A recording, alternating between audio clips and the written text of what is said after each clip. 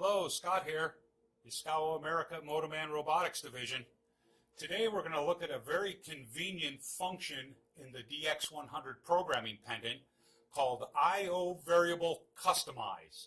The Customize screen allows the user to set up to 32 variables or signals that they can monitor with a one-button access. So we're going to start off by going to teach mode. Now that our programming pendant is in teach mode, in order to enable the function, we must go to management security level. System info, security. On the default screen, it's on operation. Press the select key, cursor to management, and press select again. Now we need to put in our password. The default password for the management security level is 8 number 9s. You can press and hold the 9 key till it fills the field with asterisks, or you can press the 9 key 8 times. Now we're going to press the enter key. So we see our security level has changed to management, and we now have 3 keys displayed up in our status line. Now we need to go to our setup menu. So we're going to go to the right side of the main menu by pressing the small black arrow at the bottom of the main menu. Now we're going to find our setup key. Press setup. Now we can see all the options under setup, and the option we're looking for is function enable.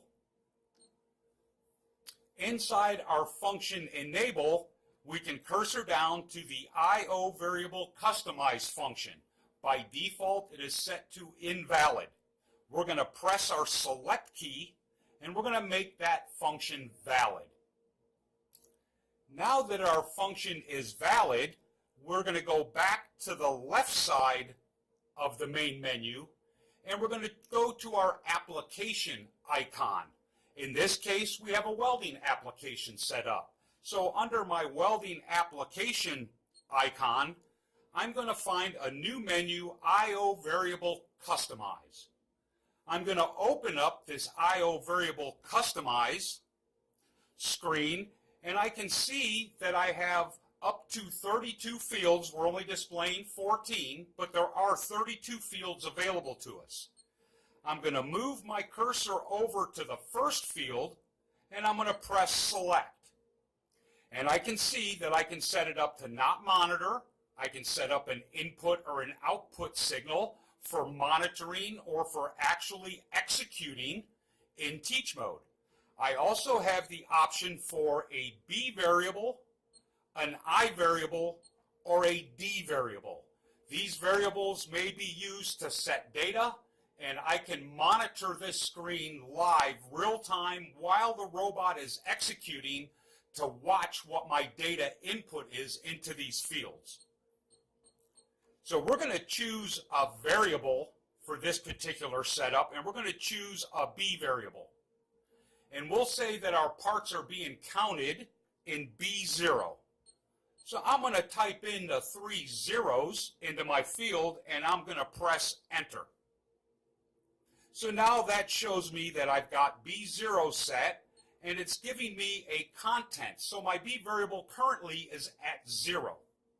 Now I've got an option to go over and name this field. So we're going to press select on the name, and then I'm going to name it part count.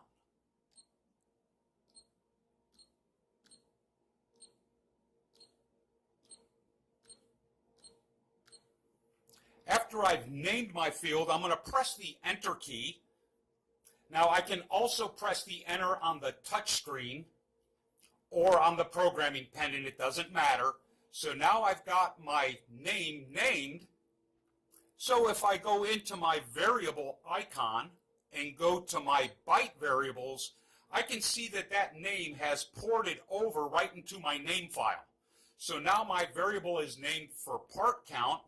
And let's say I'm going to change this, or I have executed 25 parts in my system.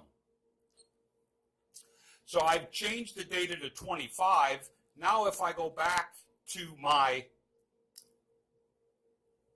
icon for my execution tool, I can select I/O variable customize, and I can see that my contents is now at 0. So at the end of the shift, the operator can look at this screen, document how many parts was run, and then they can cursor over to it, press select, type in 0, press enter, and they can reset the count for the next shift. Now I can also choose to do an output signal or an input signal.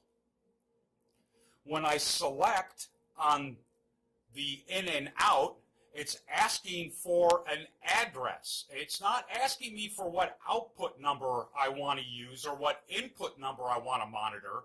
It's asking for the relay address. And I'm going to say we're going to use output relay 10010. And then I'm going to press enter. 10010 is output number 1. So now I have output number 1 displayed on my screen. And maybe this output is used to toggle a beacon light or to toggle some kind of a screen out on my interface panel. It's just a toggle. Because it's a universal output, I have the ability to turn this on and off from the programming pendant. If I cursor over and highlight the field with the bullet, press my interlock key and hold it, and then press select, my bullet highlights. I've just turned that output signal on. To turn it off, interlock and select turns that signal off. I can also cursor over and name this signal. This function is a very convenient way to track or monitor stuff in our system without navigating through a lot of different files to get there. Again, under my device icon, I will find I/O variable customize, and it's very convenient. I can leave this screen pulled up on the pendant, and my operators never have to navigate to anything. Just a matter of switching modes. This has been I/O variable customize. Thank you.